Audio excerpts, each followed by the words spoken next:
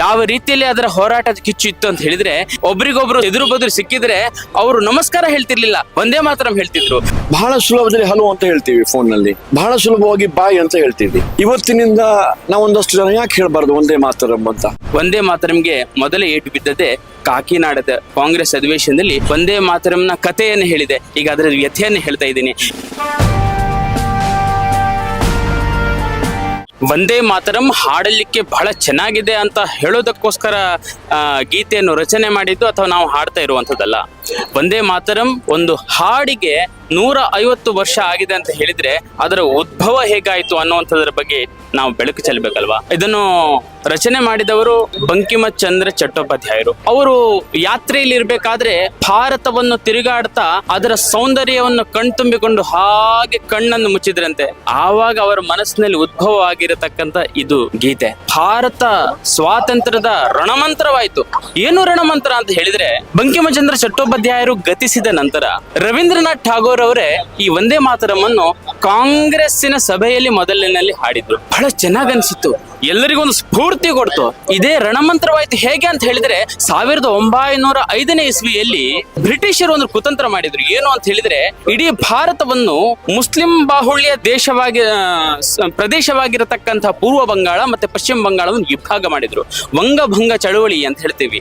ಅದರ ವಿರುದ್ಧ ನಿಂತ ಚಳುವಳಿಯೇ ಅಂದಿನ ವಂದೇ ಮಾತರಂ ಚಳುವಳಿ. ಇದು ವಂದೇ ಮಾತರಂನ ಇತಿಹಾಸ. ಹೇಗಿತ್ತು ವಂದೇ ಮಾತರಂ ಚಳುವಳಿ ಅಂತ ಹೇಳಿದ್ರೆ, ಇದನ್ನು ಹಿಂದೂಗಳು ಮತ್ತು ಅಂದಿನ ಮುಸಲ್ಮಾನರು ಕೂಡ ಒಟ್ಟಾಗಿ ನಿಮ್ಮ ಈ ವಂಗಭಂಗ ಅಂತ ಹೇಳಿದ್ರೆ ಬಂಗಾಳವನ್ನು ವಿಭಜನೆ ಮಾಡುವಂತಹ, ರಾಷ್ಟ್ರವನ್ನು ವಿಭಜನೆ ಮಾಡುವಂತಹ ಈ ಕುತಂತ್ರಕ್ಕೆ ನಾವು ಸೊಪ್ಪು ಹಾಕುವುದಿಲ್ಲ, ನಾವೆಲ್ಲರೂ ಒಂದಾಗಿ ಇದ್ರ ವಿರುದ್ಧ ಒಟ್ಟಿಗೆ ನಿಲ್ತೇವೆ, ನಮ್ಮ ದೇಶ ಪುನಃ ಅಖಂಡವಾಗಬೇಕು ಅಂತ ಹೋರಾಟ ಮಾಡಿದ್ರು. ಆ ಹೋರಾಟಕ್ಕೆ ಕಿಚ್ಚು ಹಚ್ಚಿದ್ದೆ ಇದೇ ವಂದೇ ಮಾತರಂ ಅನ್ನತಕ್ಕಂತ ಹಾಡು. ಯಾವ ರೀತಿಯಲ್ಲಿ ಅದರ ಹೋರಾಟದ ಕಿಚ್ಚು ಇತ್ತು ಅಂತ ಹೇಳಿದ್ರೆ, ಯಾರಾದ್ರೂ ಒಬ್ರಿಗೊಬ್ರು ಎದುರು ಬದುರು ಸಿಕ್ಕಿದ್ರೆ ಅವರು ನಮಸ್ಕಾರ ಹೇಳ್ತಿರ್ಲಿಲ್ಲ, ವಂದೇ ಮಾತರಂ ಹೇಳ್ತಿದ್ರು. ತಮ್ಮ ಸ್ಯಾರಿಯ ಬಾರ್ಡರ್ ನಲ್ಲಿ ವಂದೇ ಮಾತರಂ ಅಂತ ಹೇಳಿ ಸ್ಟಿಚಿಂಗ್ ಮಾಡ್ತಾ ಇದ್ರು. ತನ್ನ ಕರ್ಚೀಫ್ನಲ್ಲಿ ವಂದೇ ಮಾತರಂ ಸ್ಟಿಚಿಂಗ್ ಮಾಡ್ತಾ ಇದ್ರು. ಒಬ್ಬರಿಗೊಬ್ಬರು ರೊಟ್ಟಿಗಳನ್ನು ಹಂಚುವಾಗ ಒಂದು ದೊಡ್ಡ ಕಾರ್ಯಕ್ರಮದಲ್ಲಿ ಅದರಲ್ಲಿ ವಂದೇ ಮಾತರಂ ಇತ್ತಂತೆ. ಹೀಗೆ ಅನೇಕ ರೀತಿಯಲ್ಲಿ ಈ ಬ್ರಿಟಿಷರಿಗೆ ಸಿಂಹ ಸ್ವಪ್ನ. ವಂದೇ ಮಾತರಂ ಅಂತ ಕೇಳಿದ ತಕ್ಷಣ ಬ್ರಿಟಿಷರು ಬೆಚ್ಚಿ ಬೀಳ್ತಿದ್ರು. ಅಂಥ ಒಂದು ರಣಮಂತ್ರವಾಗಿತ್ತು. ನಿಮಗೆ ಗೊತ್ತಿರ್ಲಿ, ಮದನ್ಲಾಲ್ ಧಿಂಗ್ರಾ ಲಂಡನ್ ನಲ್ಲಿ ಅವರಿಗೇನೋ ನೇಣು ಶಿಕ್ಷೆ ಆಯಿತು. ಆವಾಗ ನೇಣಿಗೆ ಹಾಕೋಕ್ಕಿಂತ ಒಂದು ಕ್ಷಣ ಮುಂಚೆ ಅವರ ಬಾಯಲ್ಲಿ ಬಂದ ಮಾತು ವಂದೇ ಮಾತರಂ. ವಂದೇ ಮಾತರಂ ಅನ್ನುವ ಆ ರಣಮಂತ್ರದ ಪಂಚಾಕ್ಷರಿಯ ಮೋಡಿಗೆ ಅದೆಷ್ಟು ಜನ ಯುವಕರು ತನ್ನ ಕೊರಳಿಗೆ ಆ ನೇಣಿನ ಕುಣಿಕೆಯನ್ನು ನಗ್ತಾ ಹಾಕೊಂಡಿದ್ದಾರೆ. ಇದೆಲ್ಲದರ ಒಂದು ಪಾತ್ರ ವಂದೇ ಮಾತರಂನಲ್ಲಿ ಇತ್ತು. ಬಂಗ್ಲಾವನ್ನು ಏನು ವಿಭಜನೆ ಮಾಡಿದ್ರು, ಆವಾಗ ಬ್ರಿಟಿಷರು ಹೇಳಿದ್ರು this partition is A settled fact ಅಂತ. ಆವಾಗ ವಂದೇ ಮಾತರಂ ಚಳುವಳಿ ಮಾಡ್ತಾ ನಮ್ಮೆಲ್ಲ ಭಾರತೀಯರು ಏನು ಹೇಳಿದ್ರೆ ಅಂತ ಹೇಳಿದ್ರೆ, we are here to unsettled your settled fact ಅಂತ ಹೇಳಿದ್ರೆ, ಈ ನಿಮ್ಮ ಕನಸು ಏನಿದೆ ಭಾರತವನ್ನು ವಿಭಜನೆ ಮಾಡುವಂಥದ್ದು, ಅದನ್ನು ನಾವು ವಿಭಜನೆ ಮಾಡ್ತೀವಿ, ಮತ್ತೊಮ್ಮೆ ಭಾರತವನ್ನು ಒಂದುಗೂಡಿಸ್ತೇವೆ ಅಂತ 1910ರಲ್ಲಿ ಪುನಃ ಒಡೆದಂತಹ ಭಾರತವನ್ನು ಒಟ್ಟು ಮಾಡಿದ್ರು. ವಂಗಭಂಗ ಚಳುವಳಿ ಯಶಸ್ವಿ ಆಯಿತು. ವಂದೇ ಮಾತರಂನ ಬಲ ಅದು. ಆದರೆ ವಂದೇ ಮಾತರಂಗೆ ಮೊದಲೇ ಏಟು ಬಿದ್ದದೆ ಕಾಕಿನಾಡದ ಅಧಿವೇಶನದಲ್ಲಿ, ಕಾಂಗ್ರೆಸ್ ಅಧಿವೇಶನದಲ್ಲಿ ವಿಷ್ಣು ದಿಗಂಬರ್ ಪುರಸ್ಕರ್. ನಾವು ಇದನ್ನು ಕೂಡ ವಂದೇ ಮಾತರಂನ ಕಥೆಯನ್ನು ಹೇಳಿದೆ, ಈಗ ಅದರ ವ್ಯಥೆಯನ್ನು ಹೇಳ್ತಾ ಇದ್ದೀನಿ. ವಿಷ್ಣು ದಿಗಂಬರ್ ಪುರಸ್ಕರ್ ಯಾರು ಕಾಂಗ್ರೆಸ್ನ ಅಧಿವೇಶನದಲ್ಲಿ ಹಾಡನ್ನು, ಇದೇ ವಂದೇ ಮಾತರಂ ಹಾಡನ್ನು ಹಾಡ್ಲಿಕ್ಕೆ ನಿಂತರು. ಆವಾಗಿನ ಅಧಿವೇಶನದಲ್ಲಿ ಇರತಕ್ಕಂತಹ ಒಬ್ಬ ಮುಸ್ಲಿಂ ಅಧ್ಯಕ್ಷರು ನಾವು ಇದನ್ನು ವಿರೋಧ ಮಾಡ್ತೀವಿ ಅಂತ ಹೇಳಿದ್ರು. ಆವಾಗ ವಿಷ್ಣು ದಿಗಂಬರ್ ಪುರಸ್ಕರ್ ಏನು ಹಾಡ್ಲಿಕ್ಕೆ ಬಂದ್ರು, ಇದನ್ನು ನಾವು ಯಾವುದೇ ನಿಮ್ಮ ಮತೀಯ ಸಂಘಟನೆಯಲ್ಲಿ ಹಾಡ್ತಾ ಇಲ್ಲ, ಇದು ನನ್ನ ರಾಷ್ಟ್ರಭಕ್ತಿ ಉದ್ದೀಪನಗೊಳಿಸುವಂತ ಗೀತೆ, ಅದಕ್ಕೋಸ್ಕರ ಹಾಡ್ತೀನಿ ಅಂತ ಹಾಡಿಬಿಟ್ರು. ಆದ್ರೆ ಅದರ ನಂತರ ಏನಾಯ್ತು? ಅದರ ನಂತರ ವಂದೇ ಮಾತರಂನ ವಿಭಜನೆ ಆಯಿತು. ತ್ವಂಹಿ ದುರ್ಗಾ ದಶಪ್ರಹರಣ ಧಾರಿಣಿ ಅನ್ನತಕ್ಕಂಥ ದುರ್ಗೆ ಅಂತ ಏನೋ ಕಲ್ಪಿಸಿಕೊಂಡು ನಾವು ಹಾಡ್ತಾ ಇದ್ವು. ಇದರಲ್ಲಿ ತ್ವಂಹಿ ವಿದ್ಯಾ ಅಂತ ಹೇಳಿದ ಸರಸ್ವತಿ ಅನ್ನುವಂಥ ಕಲ್ಪನೆಯಲ್ಲಿ ನಾವು ಈ ದೇಶವನ್ನು ನಾವು ಕಣ್ತುಂಬಿಕೊಳ್ತಾ ಇದ್ವು. ಅದನ್ನೆಲ್ಲ ಕತ್ತರಿಸಲಾಯಿತು. ಹೀಗೆ ಅನೇಕ ಕತ್ತರಿಸಿ ಹೋಗುವ ನಿಟ್ಟಿನಲ್ಲೇ 1997ರಲ್ಲಿ ಈ ವಂದೇ ಮಾತರಂನ ವಿಭಜನೆ ಮಾಡಿದ ಪರಿಣಾಮ ಏನೋ ಅಥವಾ ಅದಕ್ಕೆ ತುಷ್ಟೀಕರಣಕ್ಕೆ ನಾವು ತಲೆ ಒಡ್ಡಿದ್ದಕ್ಕೆ ಏನೋ ನನ್ನ ದೇಶ 3 ತುಂಡಾಯಿತು. ಯಾವ ವಂದೇ ಮಾತರಂ ಇಡೀ ಭಾರತವನ್ನು ಒಂದು ಮಾಡಿತ್ತೋ, ಆ ಬಾಂಗ್ಲಾವನ್ನು ತುಂಡು ಮಾಡಿದಾಗ ನಮ್ಮ ದೇಶದ ಎಲ್ಲ ಜನರು ಭಾರತೀಯರು ಒಗ್ಗಟ್ಟಾಗಿ ಸೇರಿಸಿದ್ರು, ಅದಕ್ಕೆ ವಂದೇ ಮಾತರಂ ಪ್ರೇರಣೆ ಆಗಿತ್ತು. ಆದರೆ ವಂದೇ ಮಾತರಂಗೆ ಗೌರವ ಕೊಡದೆ ಅದನ್ನು ಕಡೆಗಣಿಸಿದ ಪರಿಣಾಮವಾಗಿಯೇ ಏನೋ ನಮ್ಮ ದೇಶ ತುಂಡಾಯಿತು. ನಾನು ಇವಾಗ ಈ ಎಲ್ಲ ಇತಿಹಾಸವನ್ನು, ಒಂದೇ ಮಾತ್ರ ಇತಿಹಾಸವನ್ನು ನೀವು ಮನನ ನೋಡಿಕೊಂಡ್ರೆ ಸಾಕು, ಭಾರತದ ಸ್ವಾತಂತ್ರ್ಯದ ಅಷ್ಟು ಇತಿಹಾಸ ನಮ್ಗೆ ಗೊತ್ತಾಗುತ್ತೆ. ಒಂದೇ ಮಾತ್ರ ಅಂದ್ರೆ ಏನು? ತಾಯಿಯೇ ವಂದಿಸುವೆ, ನನ್ನ ತಾಯಿಯನ್ನು ವಂದನೆ ಮಾಡ್ತೀನಿ ಅಂತ ಹೇಳಿದ್ದಕ್ಕೆ ಯಾರಪ್ಪಣೆ ಬೇಕು ರೀ? ಯಾರಪ್ಪಣೆ ಬೇಕು? ಬ್ರಿಟಿಷರ ಏನು ನಿದ್ದೆಗೆಡಿಸಿದಂಥ ರಣ ಮಂತ್ರವಾಗಿರತಕ್ಕಂಥ ವಂದೇ ಮಾತರಂ ಇವತ್ತಿಗೆ 150 ವರ್ಷಗಳಾಗಿವೆ. ಇವತ್ತು ನಾವು ಸಂಭ್ರಮದಿಂದ ಪ್ರತಿಯೊಬ್ಬರು ಕೂಡ ವಂದೇ ಮಾತರಂನ ಆ ಒಂದು 4 ಪೇರಗಳು ಅಷ್ಟು ನಾವು ಸಮಗ್ರವಾಗಿ ನಾವು ಅರಿತುಕೊಳ್ಳೋಣ, ಅದರಲ್ಲಿರೋ ಭಾವನೆಯನ್ನು ಜಾಗೃತ ಮಾಡಿಕೊಳ್ಳೋಣ. ನಮಗೆಲ್ಲರೂ ಗೊತ್ತಿರಲಿ, ವಂದೇ ಮಾತರಂ ಅನ್ನುವಂತಹ ಹಾಡು ದೇಶ, ಭಾಷೆ, ಪ್ರಾಂತಗಳನ್ನು ಮೀರಿದ್ದು. ಒಂದೇ ಮಾತರಂ ಬರೆದದ್ದೇ ಬಂಗಾಳಿ ಭಾಷೆಯಲ್ಲಿ ಸರ್. ಇಡೀ ಬಂಗಾಳಿ ಭಾಷೆಯಲ್ಲಿ ಬರೆದಂತ ಒಂದೇ ಮಾತರಂ ಇಡೀ ರಾಷ್ಟ್ರಕ್ಕೆ ಪ್ರೇರಣೆ ಕೊಡ್ತು. ಯಾವ ಭಾಷೆಯ ಗಡಿಗಳನ್ನು ಅದು ಚೂರ್ ಮಾಡಿ ಹಾಕುತ್ತೆ ಅನ್ನೋದಕ್ಕೆ ಇದು ಒಂದು ದ್ಯೋತಕ ಅಲ್ವಾ? ಯಾಕಂತ ಹೇಳಿದ್ರೆ ಯಾವ ಭಾವದಲ್ಲಿ ರಾಷ್ಟ್ರ ಭಕ್ತಿಯ ದ್ಯೋತಕವಾಗುತ್ತೋ ಅದೇ ಸಾಕಾಗುತ್ತೆ ನಮ್ಮ ರಾಷ್ಟ್ರವನ್ನು ಒಂದಾಗಿ ನಾವು ನಡೆಸ್ಕೊಂಡು ಹೋಗೋದಕ್ಕೆ. ಈ ವಂದೇ ಮಾತರಂ ಬಗ್ಗೆ ಅರಿತುಕೊಳ್ಳೋಣ, ಹಾಡನ್ನು ಕಲಿತುಕೊಳ್ಳೋಣ, ಸುಶ್ರಾವ್ಯವಾಗಿ ಬಹಳ ಚಂದವಾಗಿ ದೇಶರಾಗದಲ್ಲಿ ಆ ಹಾಡನ್ನು ಬೇಕಾದ್ರೆ ನಾವು ಅಭ್ಯಾಸ ಮಾಡಿಕೊಂಡು ಹೇಗೆ ನಾವು ಜನಗಣಮನವನ್ನು ಹಾಡ್ತೇವೋ ಹಾಗೆ ನ್ಯಾಷನಲ್ ಸಾಂಗ್ ಯಾವುದು ಭಾರತದ ಸ್ವಾತಂತ್ರ್ಯದ ರಾಷ್ಟ್ರ ಮಂತ್ರವಾಗಿತ್ತು ಅದು ನಮ್ಮ ದೇಶದ ಆಂಥಮ್ ಆಗಬೇಕಿತ್ತು. ಆದರೆ ಅಂದಿನ ರಾಜಕೀಯ ಕಾರಣದಿಂದ ಅದನ್ನು ಬದಿಗೆ ಸರಿಸಲಾಯಿತು. ಆದರೆ ಸಂವಿಧಾನದಲ್ಲಿ ಬರೆದಿದೆ ಜನಗಣಮನ ಮತ್ತೆ ವಂದೇ ಮಾತರಂ ಎರಡು equal, enjoy the equal status ಅಂತ ಹೇಳಿ. ಹಾಗೆ ಯಾವ ರೀತಿ ಜನಗಣಮನಕ್ಕೆ ನಾವು ಸಂವಿಧಾನಬದ್ಧವಾಗಿ ನಾವು ಹಾಡ್ತಾ ಇದ್ದೀವೋ ಅದರಲ್ಲಿಯೂ ಕೂಡ ನಮ್ಮ ಇಡೀ ಭಾರತವನ್ನು ಕಾಣಬಹುದು. ಹಾಗೇನೆ ಯಾವುದೇ ಅಳುಕು, ಅಂಜಿಕೆ, ಯಾವುದೇ ನಮ್ಮ ತುಷ್ಟೀಕರಣದ ಭಾವನೆ ಯಾವುದೂ ಇಲ್ಲದೆ ಎಲ್ಲರೂ ಇದನ್ನು ಹಾಡಬಹುದು, ಹಾಡಲೇಬೇಕು. ಹಾಗಾದಾಗ ಮಾತ್ರ ಭಾರತ ಅಖಂಡವಾಗಿ ಇರ್ಲಿಕ್ಕೆ ಸಾಧ್ಯ ಅಂತ ಹೇಳಲಿಕ್ಕೆ ಬಯಸ್ತೇನೆ. ಭಾರತವನ್ನ ಸಾಂಸ್ಕೃತಿಕವಾಗಿ, ರಾಷ್ಟ್ರೀಯವಾಗಿ, ರಾಜಕೀಯವಾಗಿ ಏಕಸೂತ್ರದಲ್ಲಿ ಬಂಧಿಸಿದಂತ ಒಂದು ಮಂತ್ರ. ಪ್ರಾಯಶಃ ಪರಕೀಯರ ಆಳ್ವಿಕೆ ವಿರುದ್ಧ ಏನು ಹೋರಾಟ ಪ್ರಾರಂಭ ಆಯ್ತು ನಮ್ಮ ದೇಶದಲ್ಲಿ, ಸ್ವಾತಂತ್ರ್ಯ ಸಂಗ್ರಾಮ ಅಂತ ಕರೆದವಲ್ಲ, ಆ ಸ್ವಾತಂತ್ರ್ಯ ಸಂಗ್ರಾಮದ ಕಿಚ್ಚನ್ನ ದೇಶದಾದ್ಯಂತ ಜನಮಾನಸದಲ್ಲಿ ಮೂಡಿಸಿದಂತ ಒಂದು ಮಂತ್ರ ಇದ್ರೆ ಅದು ವಂದೇ ಮಾತರಂ. ಯಾವುದೋ ಕೆಲವು ರಾಜಕೀಯ ಕಾರಣಕ್ಕಾಗಿ ವಂದೇ ಮಾತರಂ ನಮ್ಮ ರಾಷ್ಟ್ರಗೀತೆ ಆಗಿಲ್ಲ, ರಾಷ್ಟ್ರಗಾನ ಆಗಿ ಉಳಿದು ಹೋಯಿತು.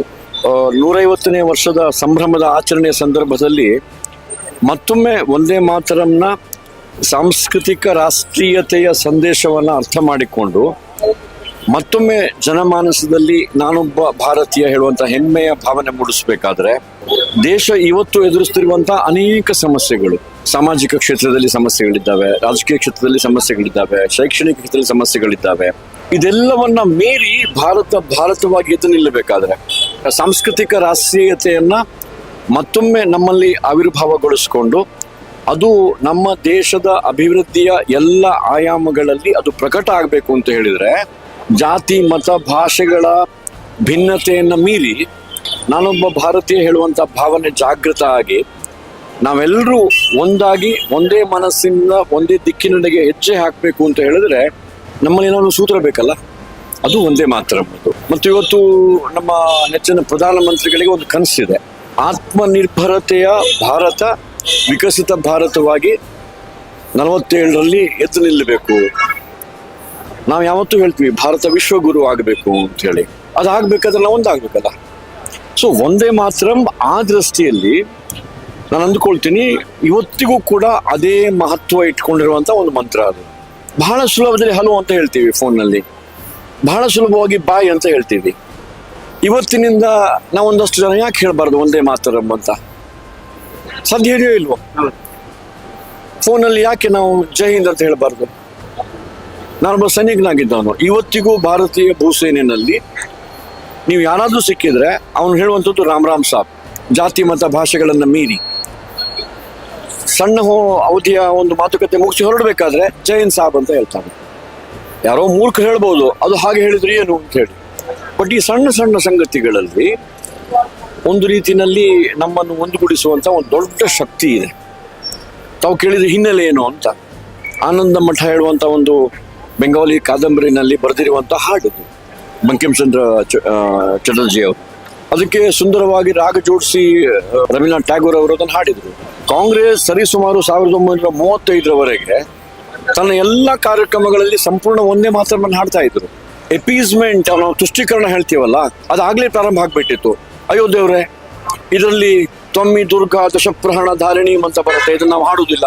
ಹಾಗಾಗಿ ಒಂದೇ ಮಾತರವನ್ನೇ ತುಂಡು ಮಾಡಿದ್ರು. ನಾನು ನೀವು ನಮ್ಮ ಶಾಲಾ ದಿನಗಳಲ್ಲೇ ಕೇಳಿದಂಥ ಒಂದೇ ಮಾತ್ರ ಬಹಳ ಕತ್ತರಿಸಿಕೊಂಡಂತ ಒಂದು ಸಣ್ಣ ತುಣುಕು ಮಾತ್ರ ಅದು.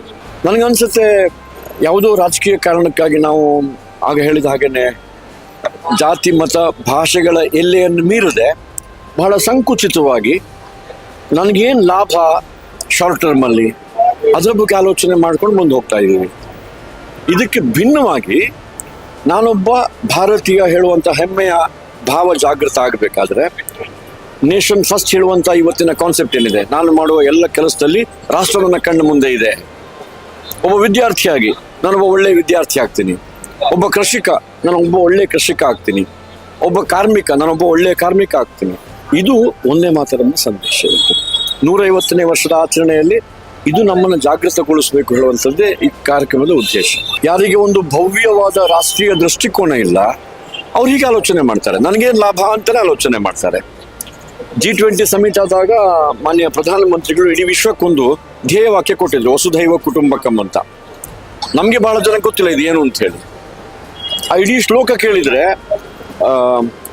ಅಯಂ ನಿಜ ಪರೋವೇತ್ತಿ ಗಣನಾಂ ಲಘುಚೇತಸಾಂ ಉದಾರ ಚರಿತಾನಾಂತು ವಸುಧೈವ ಕುಟುಂಬಕಂ ಅಂತ ಶ್ಲೋಕ ಇರುವಂಥದ್ದು. ಇದು ನನ್ನದು, ಇದು ಅವನದ್ದು, ಇದು ನಮ್ದು, ಇದು ಅವರದ್ದು, ಈ ತರ ಭಿನ್ನ ಭಿನ್ನವಾಗಿ ಆಲೋಚನೆ ಮಾಡ್ತಾರಲ್ಲ, ಬೈನರಿ ಅಂತ ಹೇಳ್ತೀವಿ, ವಿಘಟಿಸ ಮನೋಭಾವ ಅದು.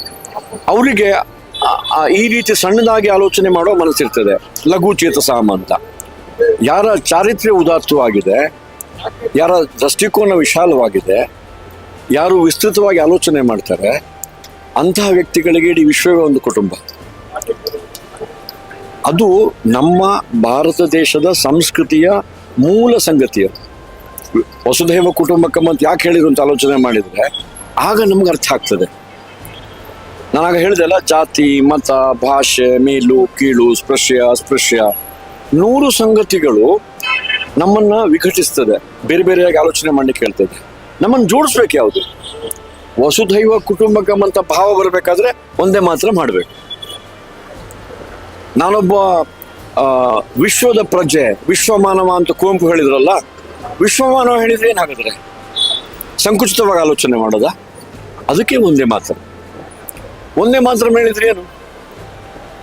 ತಾಯಿಯನ್ನು ವಂದಿಸ್ತೇನೆ ಅಂತ ಯಾರಿಗೆ ಸಮಸ್ಯೆ ಇರ್ಲಿಕ್ಕೆ ಸಾಧ್ಯ ಇದೆ? ತಾಯಿಗೆ ವಂದಿಸ್ಲಿಕ್ಕೆ, ತಾಯಿಗೆ ವಂದಿಸ್ತೇನೆ ಅಂತ ಹೇಳುವಂಥದ್ದು ಕೂಡ ಒಂದು ಸಮಸ್ಯೆ ಅಂತ ಹೇಳಿದ್ರೆ ನಾವು ಅವರ ವ್ಯಕ್ತಿತ್ವ ಬಗ್ಗೆ ಆಲೋಚನೆ ಮಾಡಬೇಕು, ಅವರ ಚಾರಿತ್ರ್ಯದ ಬಗ್ಗೆ ಆಲೋಚನೆ ಮಾಡಬೇಕು. ಈ ದೇಶ ಬಿಟ್ಟರೆ ಬೇರೆ ಯಾವ ದೇಶದಲ್ಲಿ ನನ್ನ ಬದುಕಿಗೆ ಆಧಾರ, ನಾನಿವತ್ತು ಬದುಕಿದ್ದೇನೆ ಅಂತಂದ್ರೆ ಅದಕ್ಕೆ ಭೂಮಿ, ಅದನ್ನು ತಾಯಿ ಅಂತ ನಾವು ಗೌರವಿಸ್ತೇವೆ, ಪೂಜೆ ಮಾಡ್ತೇವೆ. ಎಷ್ಟು ಉದಾತ್ತವಾದ ಚಿಂತನೆ ಇದೆ. ಸೊ ಒಂದೇ ಮಾತರಂ ಆ ರೀತಿಯ ಸಾರ್ವಕಾಲಿಕ ಮೌಲ್ಯವನ್ನ, ರಾಷ್ಟ್ರೀಯ ವಿಚಾರವನ್ನ, ರಾಷ್ಟ್ರೀಯತೆಯ ಸೊಗಡನ್ನು ಅಂತ ಹೇಳ್ತೀವಲ್ಲ, ಅದನ್ನು ನಮ್ಮ ವ್ಯಕ್ತಿತ್ವದಲ್ಲಿ ತುಂಬಿಕೊಳ್ಳಲಿಕ್ಕೆ ಸಾಧ್ಯ ಇದೆ. ಅದಕ್ಕಾಗಿ ಒಂದೇ ಮಾತರಂ. ನಾನು ಸುಮ್ಮನೆ ತಮಾಷೆಗೆ ಹೇಳಲಿಲ್ಲ ಒಂದೇ ಮಾತರಂ ಅಂತ. ನಾವು ಇಂಗ್ಲೀಷ್ನಲ್ಲಿ ಏನೋ ಇಂಗ್ಲೀಷ್ ಭಾಷೆ ವಿರುದ್ಧ ಅಲ್ಲ. ನಾವೆಲ್ಲರೂ ಯಾಕೆ ಒಂದೇ ಮಾತರಂ ಅಂತ ಒಬ್ರಿಗೊಬ್ಬರು ನಮಸ್ಕಾರ ಮಾಡಬಾರ್ದು? ನಾವು ಯಾಕೆ ನಮ್ಮ ಕಾಗದದಲ್ಲಿ ಥ್ಯಾಂಕ್ ಯು, ಸಿನ್ಸಿಯರ್ಲಿ ಅಂತೆಲ್ಲ ಬರಿತೀವಲ್ಲ, ಅದರ ಬದಲಿಗೆ ಧನ್ಯವಾದ, ಒಂದೇ ಮಾತರಂ ಅಂತ ಸೈನ್ ಮಾಡಬಾರ್ದು? ಸಾಧ್ಯ ಇದೆಯೋ ಇಲ್ವೋ? ಸಣ್ಣ ಸಣ್ಣ ಸಂಗತಿಗಳೆಲ್ಲ ಬದಲಾವಣೆ ತರಲಿಕ್ಕೆ ಸಾಧ್ಯ ಇದೆ. ಅದಕ್ಕಾಗಿ ಒಂದೇ ಮಾತರಂ.